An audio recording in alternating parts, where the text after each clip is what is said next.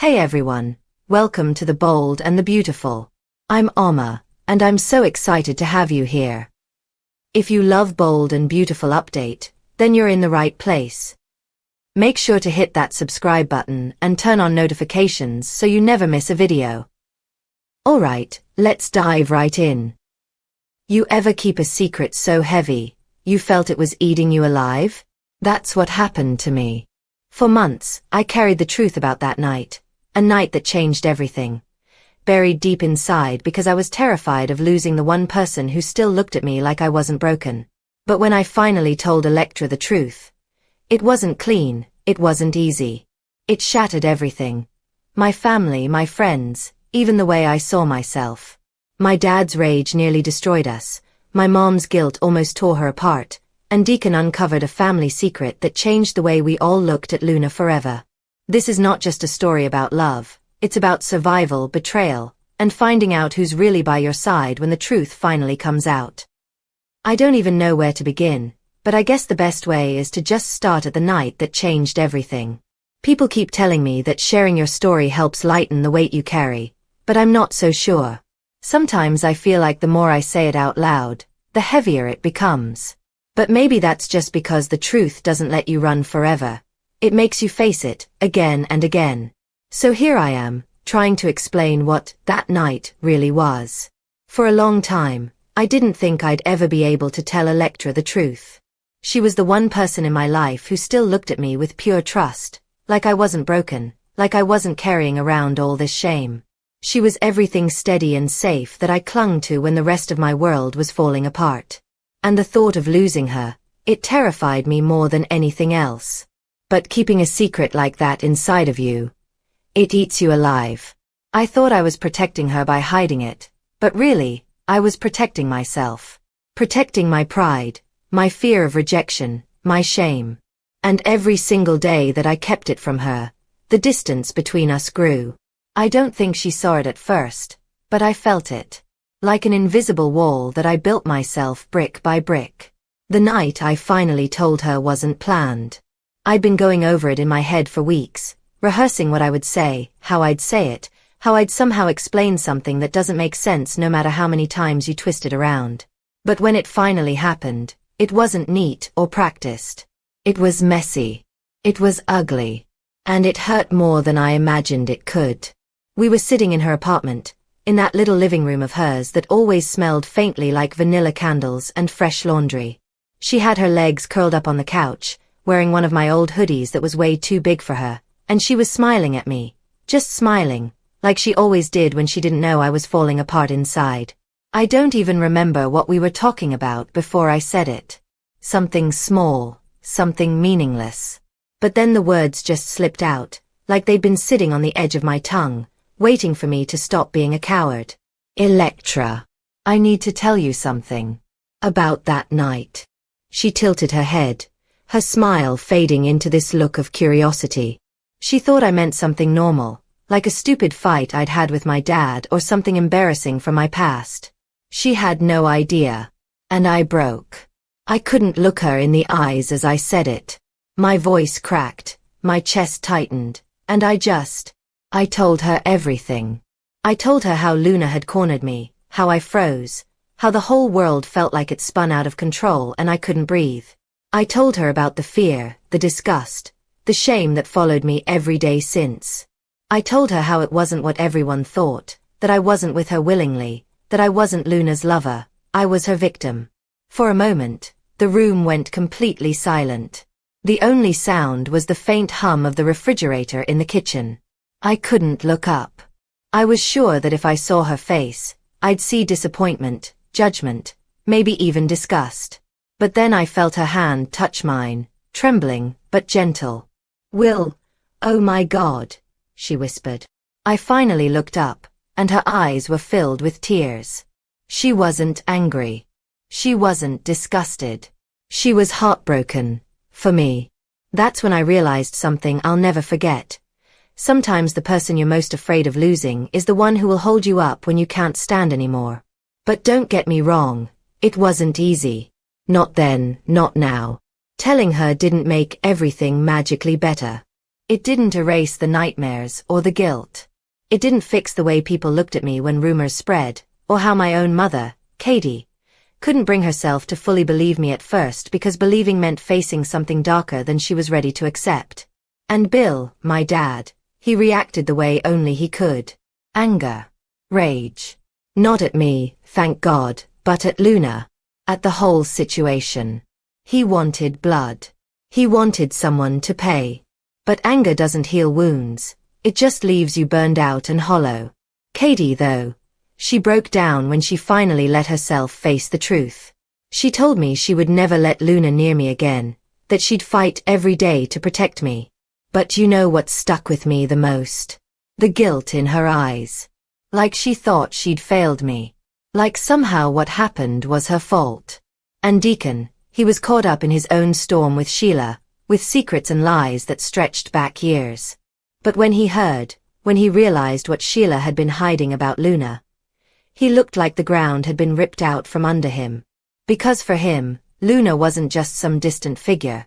She was family. And suddenly, that family tie was tangled with this ugly, painful truth. It's strange, how one night can ripple out and touch so many lives. How the weight of what someone did to you can change the course of relationships, families, futures. But for me, the hardest part wasn't facing my dad's anger or my mom's guilt. It wasn't even dealing with the fallout in the family. The hardest part was facing Electra every day after I told her. Because once the truth is out, you can't take it back. And no matter how much she told me she loved me, no matter how many times she held me when the nightmares came, there was always this fear in the back of my mind. What if she sees me differently now? What if she can't unhear what I told her? What if, deep down, she thinks I'm damaged? I'm still living with that fear. And maybe I always will. After I told Electra, I thought the hardest part was over.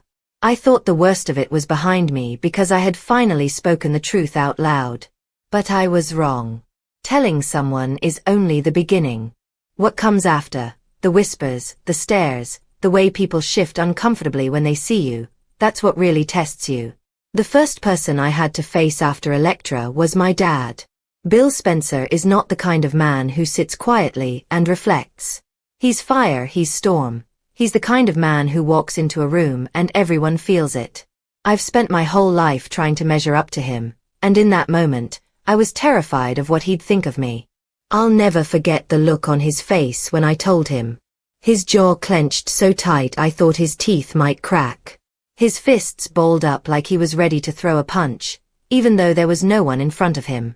His eyes. God, his eyes burned. Will, he said, his voice low and trembling with anger, tell me you're not saying what I think you're saying. And when I nodded, when I forced the words out of my mouth again, words that tasted like ash, his whole body shook. He turned away from me, paced the room like a caged animal, muttering under his breath. Then he slammed his fist into the wall so hard I jumped. That sick girl. That monster. She touched my son? His voice broke, raw with rage. She did that to you? I just sat there, frozen. I didn't know if he wanted me to answer, if he wanted me to beg him not to explode, or if he just needed to let it out. I felt like a child again, sitting there while my dad's anger filled the room. But this time, it wasn't directed at me. It was for me. And that almost hurt worse, because it made me realize how powerless we both were. He swore he'd destroy Luna. That he'd make sure she never had a moment of peace again. That nobody would ever believe her lies. But none of that made me feel better. Revenge doesn't undo what's already been done. Mom's reaction, Katie's, was different. She wasn't angry. She was broken. When I told her, she covered her mouth with her hand and her knees buckled like the weight of the truth knocked her down. I rushed to catch her, but she pushed me away and whispered, "No, no, no, this can't be true." She cried for hours. Not just quiet tears, loud, shaking sobs that made her whole body tremble. She kept saying over and over again, "I should have protected you. I should have seen it. I should have been there." I hated that. I hated seeing her blame herself when none of this was her fault. But no matter how many times I told her it wasn't on her, She couldn't let it go. I think that's the curse of being a parent. You carry every mistake your child makes, every wound they suffer, as if it's your own. And then there was Electra. Sweet, steady Electra. She never left my side, not for a second.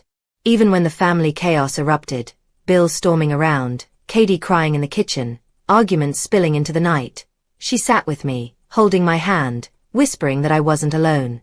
But deep down, I could see the fear in her eyes too.